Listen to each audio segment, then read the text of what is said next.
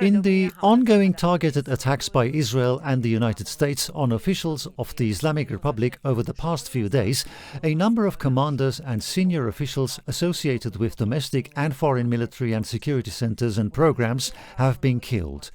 Reports from state media indicate that a significant portion of the casualties are senior and mid-ranking commanders of the Islamic Revolutionary Guard Corps, particularly in the fields of aerospace, naval forces and the Basij organization. Ali Mohammad Naini, the spokesperson for the IRGC, and Ghulam Reza Mohammadzadeh, the commander of the IRGC Navy, are among those killed. The names of some key figures in the intelligence structure of the Islamic Republic are also among the casualties. My colleague Mohsen Moammani is here in the studio with us. Mohsen, tell us more about the military security figures who were killed in the recent attacks.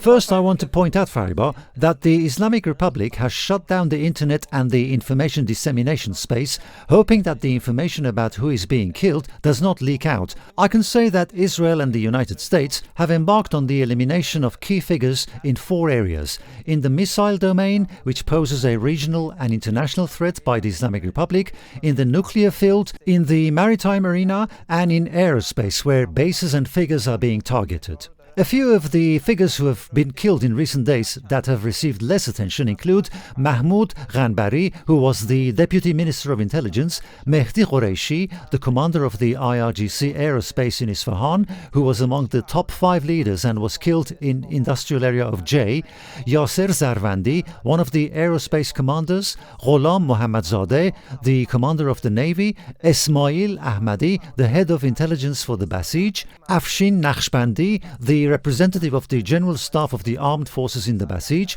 Bahman Bahrami Farzani, the deputy of the Basij organization, and Khomein Motidust, the former commander of the military security unit of the Quds force in Gilan. This shows that, as has been pointed out many times, the interests of Israel and the United States are intertwined with the interests of the people inside Iran regarding the downfall of the Islamic Republic. They are eliminating external threats, and internally they are removing the bases and figures of repression in the Basij, the IRGC, the police and the intelligence sector. This indicates signs of collapse and failure from within these military and security forces that are advancing the threat in a two-pronged manner. I just want to mention that the spokesperson for the IRGC, whose death was announced today, had just a few days ago threatened both Israel and opponents of the Islamic Republic, saying, "On Wednesday, we will turn your feast of Wednesday into a burning Wednesday." It didn't take long for that smile of his to vanish along with himself. Mohsen, what impact does the elimination of security and military officials of the Islamic Republic, along with the removal of military and security bases, have on the level of repression?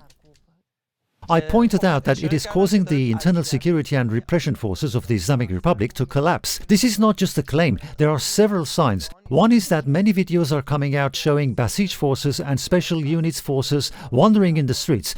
They are forced to hold their meetings or to congregate in public places because they have nowhere else to go. They are being targeted. There are disagreements in the positions of different military forces. For example, a few days ago, Fars news agency reported that Tehran is going to be appointed as the Secretary of the Supreme National Security Council instead of Larijani, but then they denied any such news. Their own media are in conflict.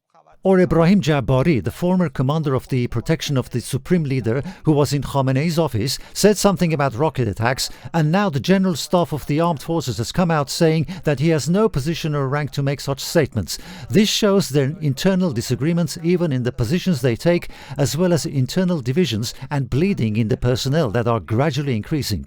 This indicates their fragility and the success of Israeli and American targeting, impacting both in the battlefield and in the streets, as well as in reducing threats, which is reflected in the decrease in missile attacks on Israel and the region. Thank